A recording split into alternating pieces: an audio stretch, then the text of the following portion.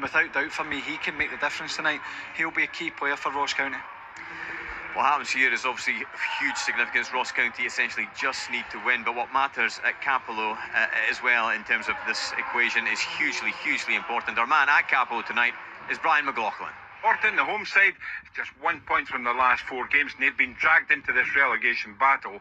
For Airdrie, they know a win tonight would see them leapfrog Morton and maintain their place in the Championship for next season. Let's hear what both managers have to say ahead of the big kick-off.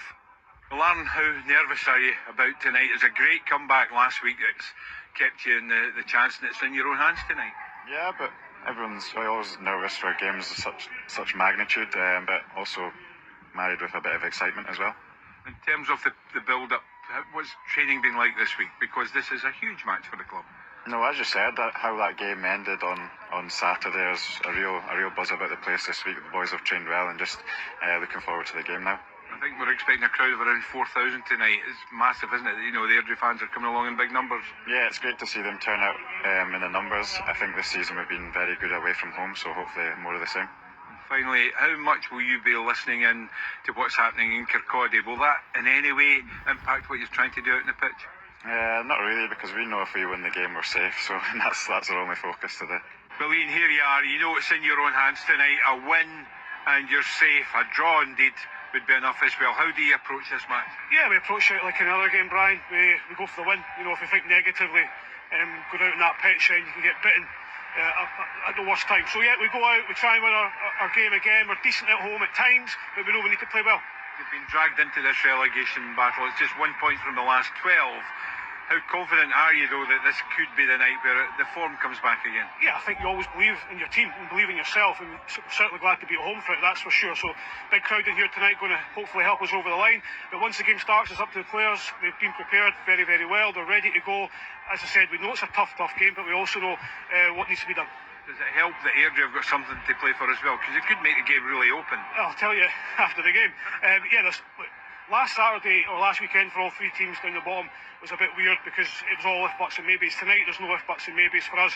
We know if we don't lose the game, we're fine, but we also know we want to win the game. Like I said, if we go out with that negative look on trying to get a point here, then you'll get done. Because Airdrie are a good side, they're decently run themselves, but a bit of pressure on them too. It is an absolutely fascinating evening. We will bring you all the goal updates from Capello. James, can you call that match tonight? Who are you going to go for between Airdrieonians and Morton? I can't, but I'll tell you what, there was a couple of ifs and buts there for you. After saying there was no ifs, buts and maybes. I think it's going to be a game. You speak about Morton in their form. They've probably not switched off, but not really been thinking about the playoff or relegation for the last 2 or 3 weeks until last week it becomes real. They're playing against a team that have been fighting from the start, really, to try and prove people wrong and get themselves into a position. The answer is no, I can't call it. I think that for Ian Murray, I'll be hoping the pitch isn't in great condition, because if Airdrie get a chance to get the ball down and play, then they will cause Morton problems. But no, it's too tough to call. Do Airdrieonians have the slight advantage having won their match last weekend, Scott, or does the home advantage cancel that out really for Morton? Kind of like Faddy there as well. Look, it's hard to see because they've switched off and they thought they're out that relegation, but can they just flick that switch again and go again? And that's the hardest thing in football, because they're sitting there thinking, right, we're on cruise control now, and then you're in that, and Airdrie have started to play well the last couple of weeks, getting a couple of results here and there, and same with Ross County, and everyone's back in the equation now. So look, I think it's going to be really hard. You always fancy the home team, but I'm the exact same with Faddy. If that pitch is in good nick, Airdrie really like to keep the ball. Home advantage is obviously key so often, and it has been the case in this fixture between Raith Rovers and Ross County, as we can see. In fact, Ross County, they haven't won many games this season, but they won both home matches against Raith Rovers this season up in Dingwall. But here in Kirkcaldy, it all went pear-shaped, and it actually spelled the end for Tony Docherty for his reign as Ross County manager, as Raith Rovers thrashed them 6-0. Let's hear from the managers here now. Dougie Emery and Stuart Kettlewell have both been chatting to Amy Canavan.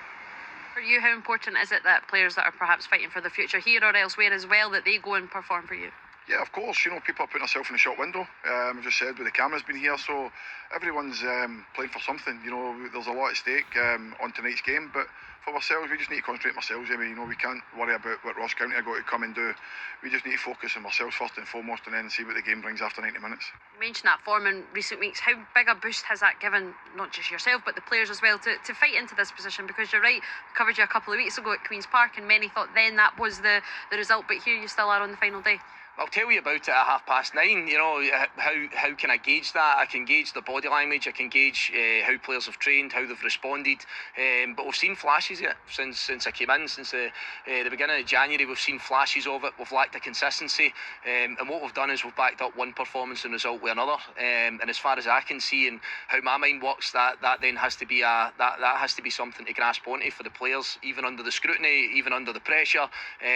But there's a big thing that I kind of enjoy that when it really means something. We could have been standing here in front of you today with it being a dead rubber and no chance whatsoever. We've not. We've managed to take it to the last day. And as I say, if we show a lot of the traits that we've seen in the last couple of weeks, then we've got a chance. But you're playing against a really good side as well, with loads of experience and loads of quality. And I think we become a bit disrespectful sometimes, only talking about ourselves. We have to understand the threat that Raith will undoubtedly bring towards us tonight. We're going to have to cope with that, but we're going to have to go and show the qualities that we've seen recently. I appreciate you have to focus on your own matters, but will there be somebody on the bench that's perhaps got updates coming in from Capello? Nah, I think we're coming with a focus to try and do a job, as I keep saying. So we'll undoubtedly have someone that's kept up to speed with results elsewhere. From myself and the players' point of view, we need to focus and centre on what we have to do, because as I say, if we don't win, then we've got no chance.